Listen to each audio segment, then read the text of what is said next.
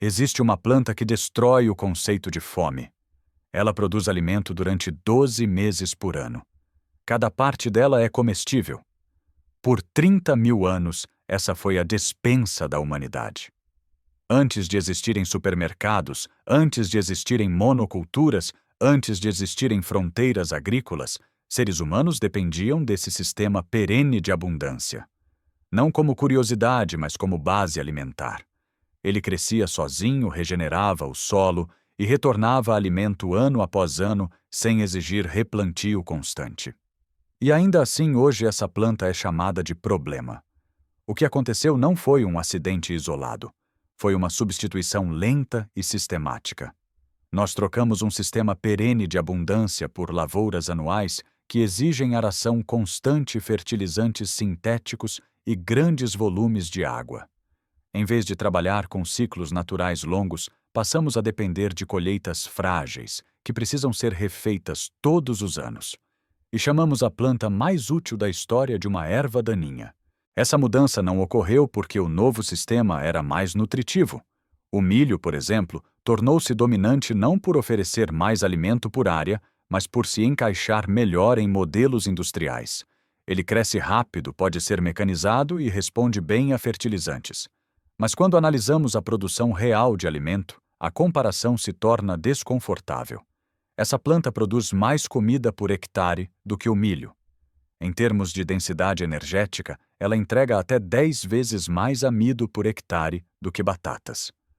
Em condições ideais, pode gerar cerca de 6.400 quilos de farinha por hectare. Esses números não vêm de projeções modernas otimistas.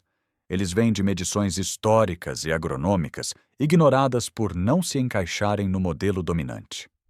O que torna esse sistema ainda mais perturbador é sua totalidade. Raiz, broto, pólen, semente, tudo pode ser utilizado. Não há resíduos inúteis. Cada parte cumpre uma função alimentar medicinal ou estrutural.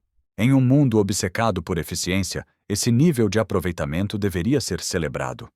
Em vez disso, foi descartado. Isso não era uma erva daninha. Isso era infraestrutura. Mas infraestrutura que se regenera sozinha representa uma ameaça a qualquer economia construída sobre escassez. Um sistema alimentar que não exige replantio anual, que melhora o solo com o tempo e que reduz a necessidade de insumos externos, enfraquece cadeias inteiras de dependência econômica. É por isso que a narrativa mudou. A planta deixou de ser vista como solução e passou a ser tratada como invasora. Não porque causasse danos reais, mas porque competia com lavouras comerciais dependentes de intervenção constante. O rótulo de problema justificou sua remoção, sua pulverização química e sua erradicação sistemática. Hoje pulverizamos a solução para proteger o problema. Essa é a base da história.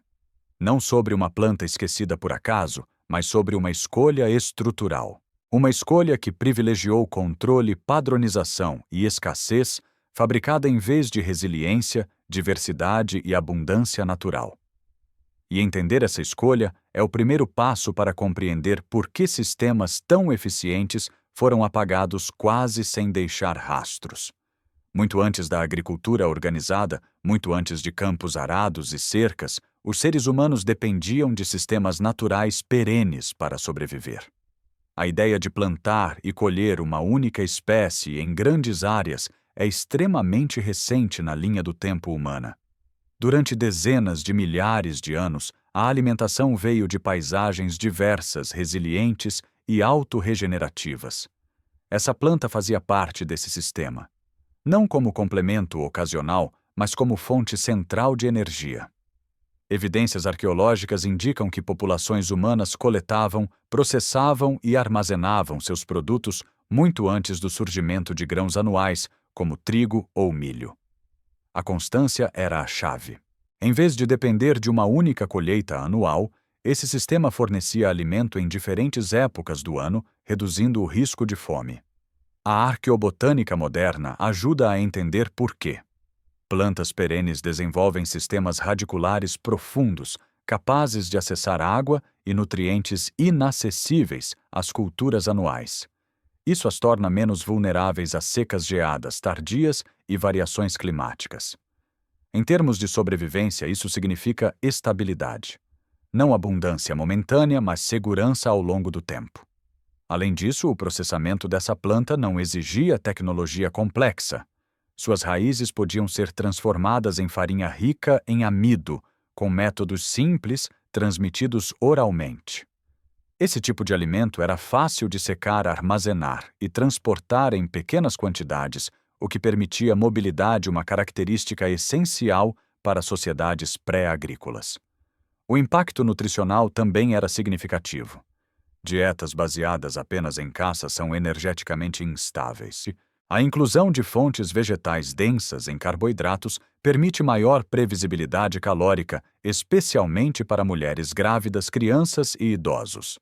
Sistemas alimentares que combinavam caça, coleta e plantas perenes ofereciam vantagem evolutiva clara. Com o passar do tempo, comunidades começaram a modificar levemente o ambiente para favorecer essas plantas. Não era agricultura intensiva, mas manejo. Limpeza seletiva, proteção contra herbívoros e incentivo à regeneração natural. Esse tipo de interação aumentava a produtividade sem romper o equilíbrio do ecossistema. Esse detalhe é crucial. O sistema não exigia dominação total da paisagem. Ele funcionava integrado à floresta, mantendo biodiversidade e fertilidade do solo. Ao contrário de monoculturas anuais, que esgotam rapidamente os nutrientes e exigem correções constantes, sistemas perenes acumulam matéria orgânica ao longo dos anos. Quando olhamos para a história profunda da humanidade, a pergunta inevitável surge: se esse sistema funcionou por 30.000 anos, alimentando populações inteiras, sem colapsar o ambiente porque foi abandonado tão rapidamente, a resposta não está em eficiência alimentar. Está em controle. A transição para a agricultura anual permitiu delimitar terras, armazenar excedentes concentrados e centralizar poder. Grãos anuais eram mais fáceis de taxar, estocar e controlar politicamente. Sistemas perenes e dispersos ofereciam alimento, mas não obediência estrutural. Essa diferença moldou civilizações inteiras. A partir desse ponto, a história deixa de ser apenas botânica. Ela se torna social, econômica e política. Porque o que escolhemos plantar determina não apenas o que comemos, mas como nos organizamos. E essa planta, tão eficiente quanto invisível, hoje representava um modelo de abundância que não se encaixava em estruturas centralizadas. A transição dos sistemas perenes para a agricultura anual não aconteceu porque o novo modelo era biologicamente superior. Ela aconteceu porque era mais fácil de controlar. Plantar, colher e replantar todos os anos cria um ciclo previsível, mensurável e, acima de tudo, dependente. Dependente de sementes de ferramentas de fertilidade artificialmente mantida. Plantas perenes não funcionam assim. Elas crescem lentamente, constroem solo ao longo do tempo e retornam colheitas, sem exigir recomeços constantes. Para ecossistemas, isso é uma vantagem. Para sistemas econômicos baseados em produção anual, isso é um problema. Com a expansão da agricultura intensiva, vastas áreas foram convertidas em campos arados. A aração profunda destrói estruturas naturais do solo, libera carbono armazenado e aumenta a erosão. Estudos modernos indicam que práticas agrícolas convencionais são responsáveis por perdas significativas de solo fértil a cada ano, muitas vezes em taxas muito superiores à capacidade natural de regeneração. Ao substituir sistemas perenes por culturas anuais, criamos um paradoxo. Produzimos grandes volumes em curto prazo, mas degradamos a base que sustenta essa produção. O resultado é um ciclo de dependência crescente. Solos empobrecidos exigem fertilizantes. Fertilizantes alteram a microbiologia. Pragas se tornam mais frequentes. Mais pesticidas são aplicados. O sistema se sustenta apenas com intervenção contínua. Em contraste, sistemas perenes funcionam como infraestrutura viva. Raízes profundas estabilizam o solo, aumentam a infiltração de água e alimentam redes microbianas complexas. Pesquisas em agroecologia mostram que sistemas com cobertura permanente e plantas perenes retêm mais carbono, reduzem a necessidade de irrigação e apresentam maior resiliência a eventos climáticos extremos. O dado mais desconfortável é que essa planta específica rotulada como problema entrega produtividade comparável e, em muitos casos, superior, sem exigir esse nível de destruição. Ao produzir alimento continuamente, ela elimina a necessidade de replantio anual. Ao regenerar o solo, reduz custos ambientais invisíveis que raramente entram na conta econômica. Mas esses benefícios não aparecem em relatórios trimestrais. Eles se acumulam ao longo de décadas, e sistemas baseados em retornos rápidos raramente valorizam processos lentos, mesmo quando são mais eficientes no longo prazo. A consequência dessa substituição vai além do campo. A agricultura anual moldou dietas, economias e políticas. Ela concentrou a produção em poucas culturas globais, reduzindo drasticamente a diversidade alimentar. Hoje, a maior parte das calorias humanas vem de um número surpreendentemente pequeno de espécies. Essa homogeneização aumenta riscos sistêmicos. Quando uma praga, doença ou choque climático atinge uma dessas culturas dominantes, o impacto é global. Sistemas perenes e diversos distribuem risco. Eles não eliminam falhas, mas evitam colapsos totais. Ignorar essa diferença não é apenas uma escolha técnica, é uma aposta perigosa. O mais irônico é que, enquanto investimos bilhões em tecnologias para mitigar problemas criados pela agricultura anual, soluções baseadas em plantas perenes continuam sendo tratadas como curiosidades marginais. Não porque não funcionem, mas porque não se encaixam na lógica de substituição constante. E é aqui que a história começa a revelar seu núcleo. Não estamos lidando com uma simples preferência agrícola. Estamos lidando com uma estrutura que recompensa a escassez fabricada e penaliza a abundância regenerativa. Entender essa lógica é essencial para compreender por que uma planta capaz de produzir mais alimento do que o milho acabou sendo chamada de problema. O momento decisivo não foi quando essa planta deixou de ser útil. Foi quando ela passou a ser rotulada. A palavra erva daninha não descreve uma característica biológica. Ela descreve um conflito de interesses. Uma planta só se torna daninha quando cresce onde o sistema não a quer. Com a consolidação da agricultura anual, qualquer espécie que competisse com culturas comerciais passou a ser vista como ameaça. Não importava se produzia alimento, regenerava o solo ou sustentava ecossistemas locais. Se atrapalhava a eficiência do campo arado, precisava ser removida. A lógica era simples uniformidade acima de tudo.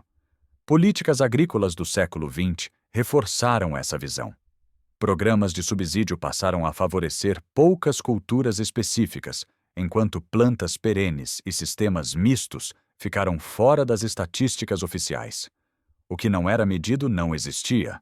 O que não existia não recebia apoio. E o que não recebia apoio acabava desaparecendo. A classificação como erva daninha teve consequências práticas imediatas. Ela justificou o uso de herbicidas, a limpeza química de campos e a erradicação sistemática de plantas que antes eram parte do ambiente produtivo. Em muitos casos, agricultores eram incentivados financeiramente a eliminar essas espécies para manter acesso a subsídios. Esse processo não exigiu conspiração. Ele funcionou por alinhamento de incentivos. O agricultor que seguia o modelo dominante recebia apoio. O que experimentava sistemas alternativos assumia riscos sozinho. Com o tempo, a diversidade desapareceu não por proibição explícita, mas por abandono forçado. Dados históricos mostram que, à medida que herbicidas se tornaram mais comuns, a presença dessa planta em áreas agrícolas caiu drasticamente. Ao mesmo tempo, aumentou a dependência de insumos externos. O paradoxo é evidente: eliminamos uma planta que produzia alimento e regenerava o solo para substituí-la por culturas que exigem intervenção constante. A linguagem teve papel central nesse processo. Chamar algo de problema molda a percepção coletiva. Uma planta que antes era vista como recurso passou a ser percebida como obstáculo. Esse deslocamento semântico facilitou ações que, em outro contexto, pareceriam irracionais. O mais inquietante é que esse padrão se repete. Sempre que uma solução reduz dependência, ela tende a ser marginalizada. Sistemas que funcionam sem compras recorrentes não geram cadeias de lucro previsíveis. E o que não gera lucro previsível raramente é promovido. Essa planta não foi esquecida por ignorância. Ela foi apagada por incompatibilidade. Incompatibilidade com políticas desenhadas para a produção anual, com modelos econômicos baseados em insumos e com uma narrativa que confunde controle com eficiência. Ao rotular a solução como problema, o sistema protegeu a si mesmo. E essa estratégia é extremamente eficaz porque não parece violenta. Ela parece racional, parece científica, mas seus efeitos são profundos e duradouros. Com o passar das décadas, o resultado ficou claro. Solos mais frágeis, menos diversidade, mais dependência. Tudo isso enquanto uma infraestrutura viva, capaz de produzir mais alimento do que o milho, era pulverizada e esquecida à margem dos campos. Hoje, as consequências dessa escolha estrutural são impossíveis de ignorar. A agricultura anual intensiva sustenta grandes volumes de produção, mas ao custo de uma fragilidade crescente. Solos degradados, dependência extrema de fertilizantes sintéticos e cadeias de abastecimento longas tornaram o sistema vulnerável a choques climáticos, energéticos e políticos. Relatórios recentes mostram que uma parcela significativa dos solos agrícolas do mundo perdeu grande parte de sua matéria orgânica original. Isso reduz a capacidade de retenção de água, aumenta a erosão e diminui a produtividade ao longo do tempo. Para compensar, aplicam-se mais insumos. O ciclo se repete: mais custo, menos resiliência.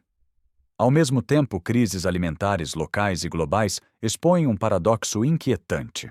Produzimos calorias suficientes para alimentar a população mundial, mas falhamos em garantir estabilidade e nutrição adequada. Eventos extremos interrompem cadeias logísticas. Preços disparam. Regiões inteiras tornam-se dependentes de importações frágeis.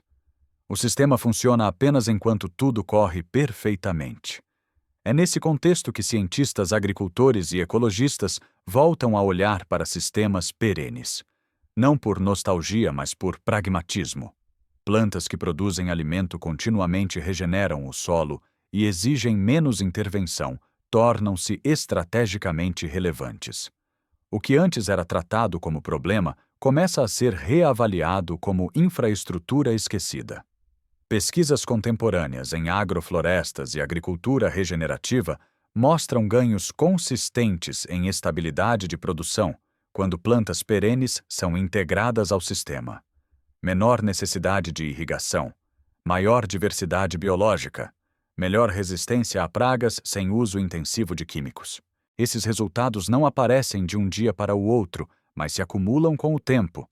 O mais significativo é que essa planta específica capaz de produzir mais alimento do que o milho se encaixa perfeitamente nesse modelo. Ela não compete com culturas anuais em curto prazo. Ela complementa e estabiliza. Mas essa lógica exige mudança de mentalidade. Exige aceitar que nem toda a eficiência pode ser medida por colheitas anuais. Em comunidades que começam a reintroduzir sistemas perenes, observa-se algo curioso. A necessidade de intervenção diminui. O solo melhora. A previsibilidade aumenta. Isso reduz riscos financeiros para agricultores, algo raramente considerado em análises puramente produtivistas. Ainda assim, a resistência persiste. Infraestruturas agrícolas, políticas públicas e cadeias de suprimento foram desenhadas para um único modelo. Mudar esse modelo exige mais do que provas científicas. Exige vontade de revisar prioridades profundamente enraizadas.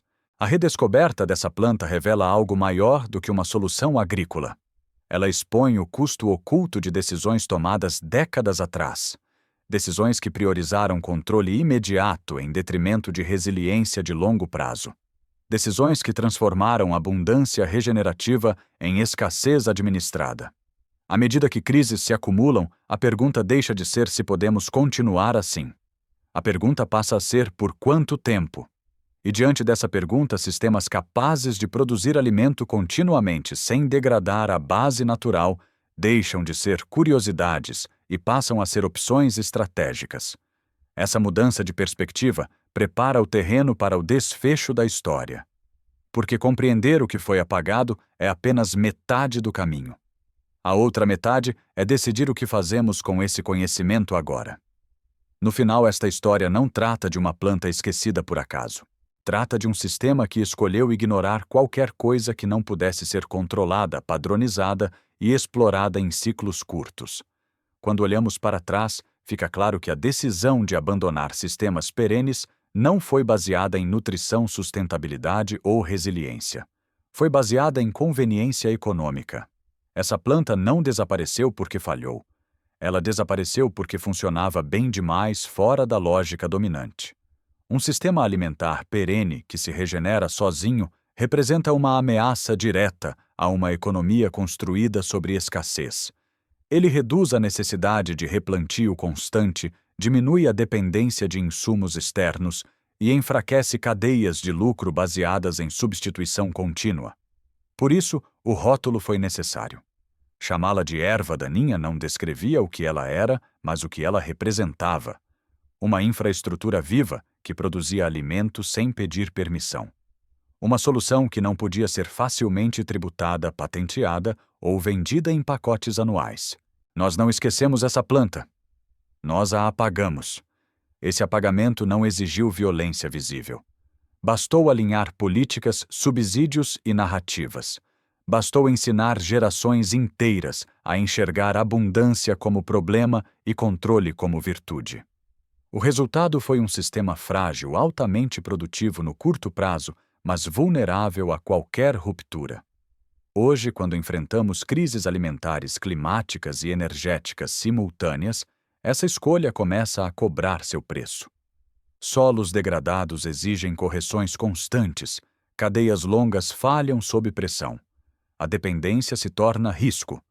Enquanto isso, a solução continua ali crescendo silenciosamente, onde não foi totalmente erradicada. Em margens de florestas, em áreas negligenciadas, em solos que nunca foram completamente dominados. Ela não precisa ser reinventada, precisa ser reconhecida. Isso não significa abandonar toda a agricultura moderna. Significa reavaliar critérios. Em vez de perguntar apenas quanto uma cultura produz em uma única estação, precisamos perguntar quanto ela sustenta ao longo do tempo. Em vez de medir eficiência apenas em toneladas imediatas, precisamos considerar estabilidade, regeneração e autonomia. A história mostra que sistemas verdadeiramente resilientes raramente são os mais visíveis. Eles operam em segundo plano, fortalecendo a base, enquanto outras estruturas parecem brilhar. Quando essas estruturas falham, é a base que permanece. Esta planta não era uma erva daninha. Era infraestrutura. E a pergunta que fica não é se ela pode voltar. A pergunta é: quantas outras soluções semelhantes continuam sendo tratadas como problemas simplesmente porque não se encaixam em um modelo que depende de escassez para sobreviver?